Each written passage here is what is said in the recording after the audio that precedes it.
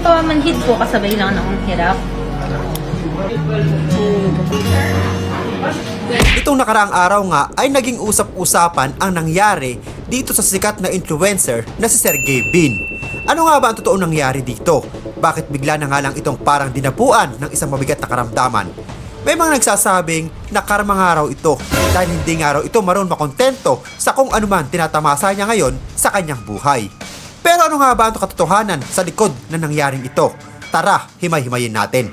So alam naman natin sa mundo ng social media ay kilala nga itong si Sergey Bin bilang isang taong nagdadala ng saya at tawanan sa milyon-milyong mga viewers.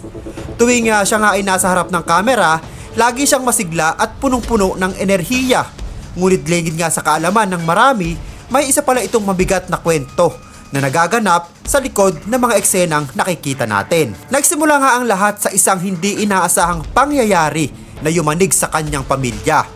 Isang araw, biglang dinala si Sergey Bin sa ospital matapos dumanas ng isang matinding health scare. Ayon sa kanyang mga mahal sa buhay, nakita nila siyang nahihirapang huminga, naninigas ang katawan at hindi nga alam kung ano ang nangyayari sa nasabing influencer.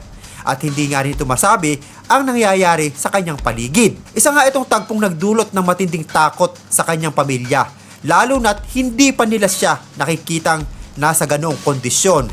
First time nga itong nangyari dito kay Sergey Bin. Ngunit hindi lang pala pisikal na karamdaman ang kanyang kinakaharap. Binunyag ng kanyang pamilya na matagal na nga palang may dalang mabigat na emosyonal na pasanin itong si Sergey Bin.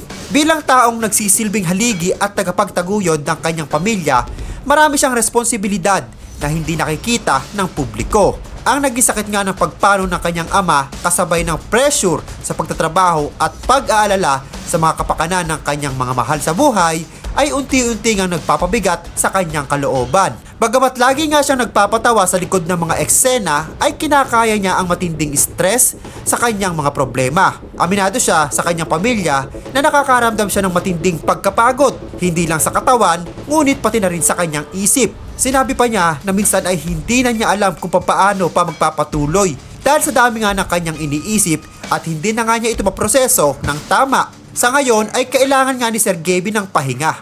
Ipinaalala ng kanyang pamilya sa lahat na ang kahit ang mga taong nagpapatawa sa iba ay nangangailangan din ng suporta. Sa kasulukuyan, ito nga ay nagpapahinga at nakatuon sa kanyang pagpapagaling. Habang pinalilibutan ng kanyang pamilya na ginagawa ang lahat para siya ay matulungan. So pansamantalang hininto ni Sergey Bin ang kanyang pagbablog, ngunit nananatiling positibo ang kanyang pamilya na babalik siyang mas matatag at mas masaya sa mga hinaharap. Humingi sila ng panalangin mula sa mga taga-suporta at naniniwala nga sila na malalagpasan niya ang mahirap na kabanatang ito sa tulong ng pagmamahal ng mga taong nasa paligid niya. Marami na rin mga netizen ang nagpahayag ng kanilang suporta at nagpaalala sa kanya na hindi niya kailangan pasanin ang lahat ng mag-isa. Ito nga isang paalala para sa lahat na sa likod ng bawat ngiti na ating nakikita sa screen, may tao pa ring humaharap sa sarili niyang laban. Kaya naman tayo mga kabayan ay lagi nating unawain, lalong-lalo na yung mga nagiging breadwinner ng isang pamilya dahil hindi natin alam, baka akala natin okay lang yan, pangiti-ngiti lang, nagpapatawa, pero sa likod pala nito ay dumadanas na sila ng depresyon. Kaya naman kung nagustuhan nyo ang videong ito at bago pa lamang dito sa aking YouTube channel, ay ini-invite kita mag-subscribe at pahit na rin ang notification bell para lagi kang updated sa mga viral video at mga balitang OFW na ina-upload natin dito sa ating YouTube channel. Maraming salamat sa iyong panonood.